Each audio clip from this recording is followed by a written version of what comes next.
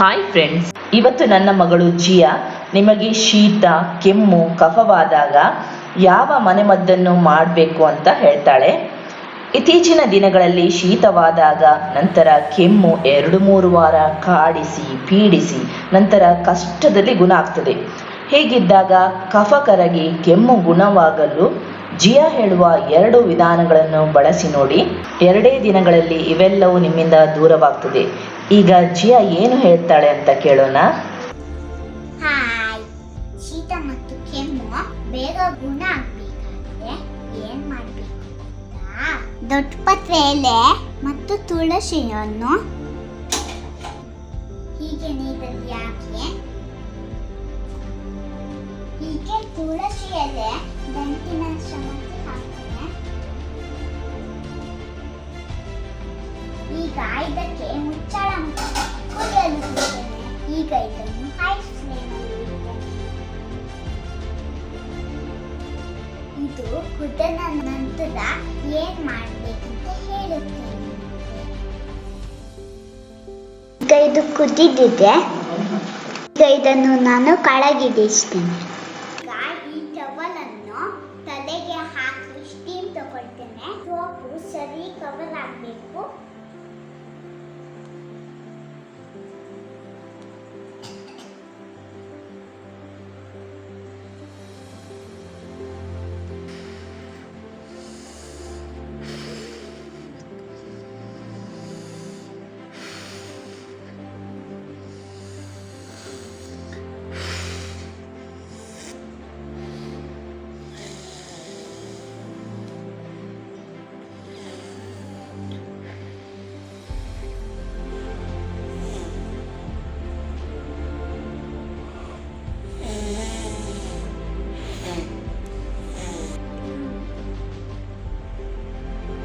ನೋಡಿದ್ರಲ್ಲ ನಾನು ಹೇಗೆ ಸ್ಟೀಮ್ ತಗೊಳ್ತೇನಂತ. ಹೀಗೆ ಟವಲನ್ನು ಸರಿಯಾಗಿ ಕವರ್ ಮಾಡಿ ಸ್ಟೀಮ್ ತಗೋಬೇಕು. ಅಮ್ಮ ನನಗೆ ಶೀತ ಕೆಮ್ಮು ಆಗೋದೆ ಹೀಗೆ ಮಾಡ್ತಾರೆ.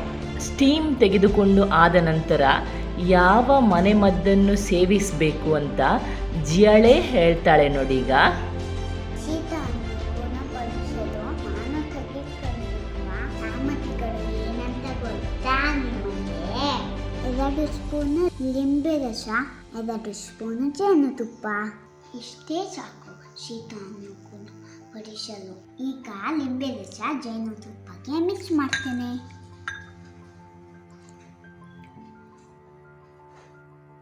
ಇವೆರಡನ್ನು ಈ ಸ್ಪೂನಲ್ಲಿ ಮಿಕ್ಸ್ ಮಾಡ್ತೇನೆ. ಈಗ ಶೀತವನ್ನು ಗುಣಪಡಿಸುವ ಮನೆ ರೆಡಿ ಆಯಿತು. ಸೂಪರ್. ಇದನ್ನು ನಾನು ಮಾಡಿ ಕುಡಿದ್ರೇನು ಕರೋನಾ ನಿಮ್ಮ ಹತ್ರನೂ ಬರೋದೇ ಇಲ್ಲ. ಇದನ್ನು ದಿನಕ್ಕೆ 2 ಸಲ ಮಾಡಿ ಕುಡಿಯಬೇಕು. ಆಗ ಶೀತ ಎಲ್ಲ ಗುಣ ಆಗ್ತದೆ. ಗಟ್ಟಿಯಾದ ಕಫ ಕರಗಿ ನೀರಾಗ್ತದೆ. ಖಂಡಿತ ಮಾಡಿ ನೋಡಿ. ನನ್ನ ಈ ಮನೆ ಮದ್ದನ್ನು ನೀವು ಮಾಡಿ ನೋಡಿ. ನಿಮಗೆ ಗುಣ ಆದಲ್ಲಿ ನನಗೆ ತಿಳಿಸ್ತೀರಾ? ಈ ನನ್ನ ಮನೆ ಮದ್ದು ನಿಮಗೆ ಇಷ್ಟ ಆದಲ್ಲಿ ಪ್ಲೀಸ್ ಲೈಕ್ ಮಾಡಿ, ನಿಮ್ಮ ಫ್ರೆಂಡ್ಸಿಗೆ ಎಲ್ಲ ಶೇರ್ ಮಾಡಿ ಮತ್ತು ನಮ್ಮ ಚಾನಲ್ಗೆ ಸಬ್ಸ್ಕ್ರೈಬ್ ಮಾಡಿ. ಅದರ ಪಕ್ಕದಲ್ಲಿ ಇರುವ ಬೆಲ್ ಐಕಾನ್ ಅನ್ನು ಪ್ರೆಸ್ ಮಾಡಿ. ಆಗ ನಾವು ಮುಂದೆ ಹಾಕಲಿರುವ ಎಲ್ಲ ವಿಡಿಯೋಸ್ ಅನ್ನು ಮೊದಲು ನೋಡಬಹುದು. Thank you.